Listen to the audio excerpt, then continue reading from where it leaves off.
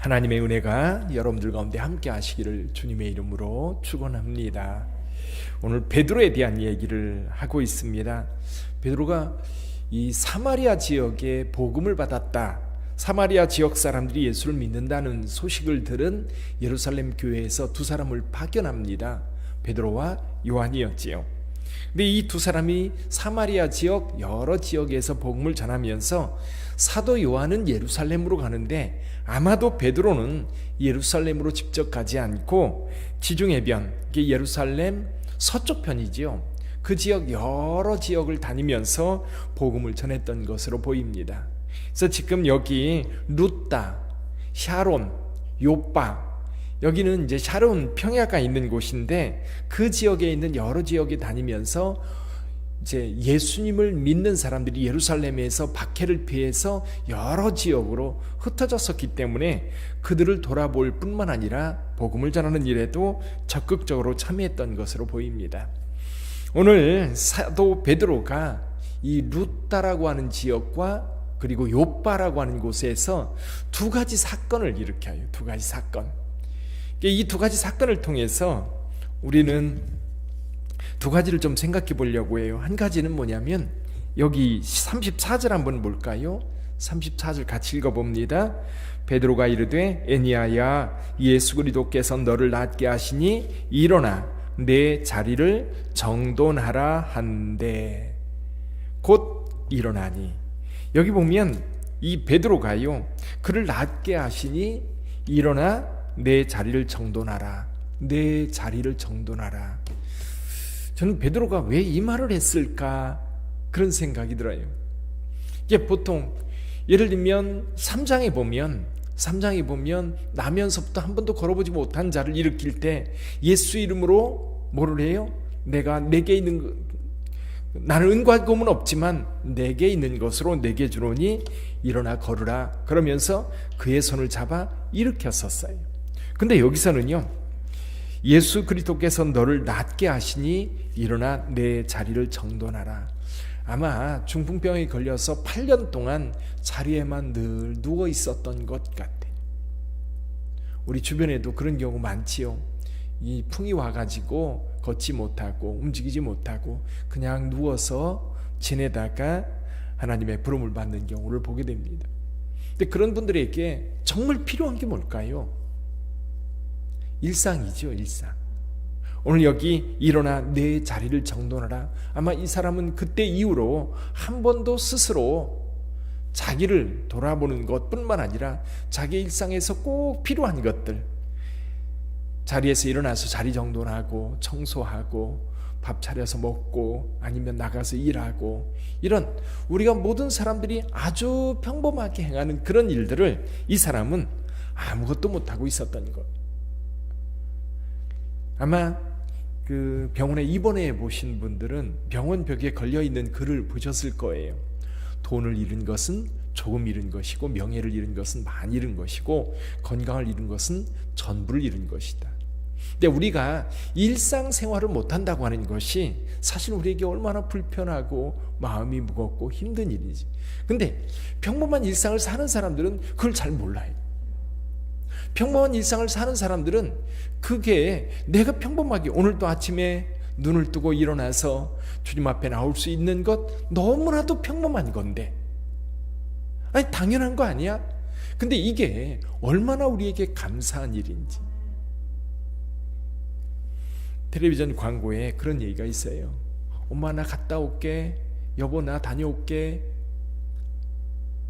아주 작은 약속이라는 거지요.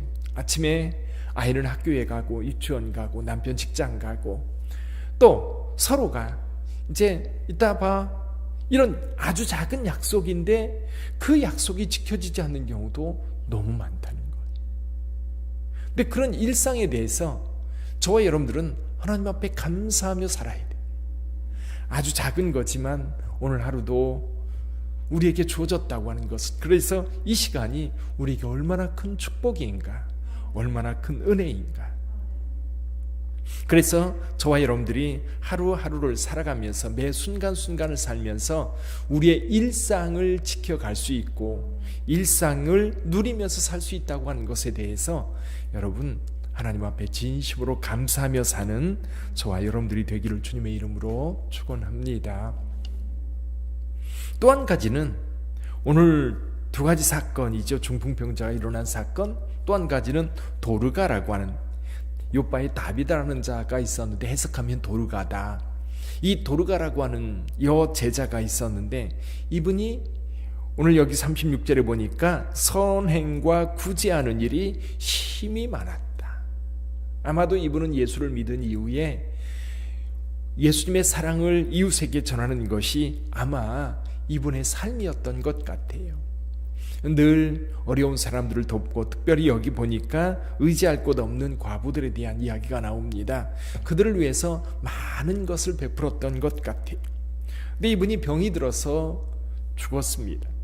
그래서 시체를 씻어서 다락방에 뉘우고 베드로가 요빠 가까운 곳에 있다는 소식을 들은 이들이 두 사람을 보내요. 루따로 보내서 지체하지 말고 하라. 지체하지 말고 하라.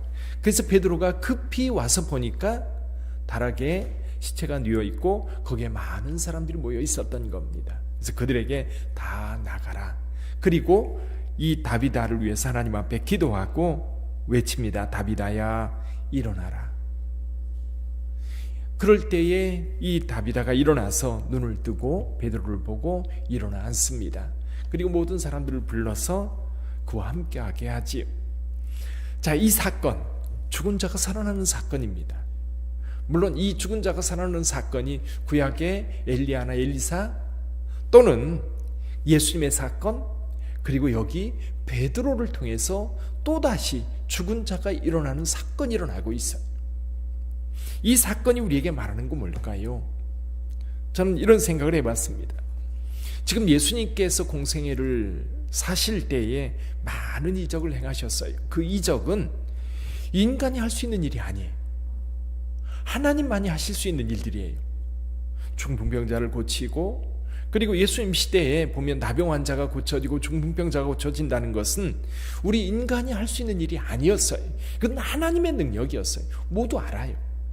근데 게다가 오늘 죽은 자가 살아난 사건이 있었는데 예수께서 무덤에 있었던 나사로를 불러내고 나인성 과부의 아들을 살리고 그리고 야이로의 딸을 일으켰던 이 사건들이 지금 베드로를 통해서 다시 재현되고 있는 것.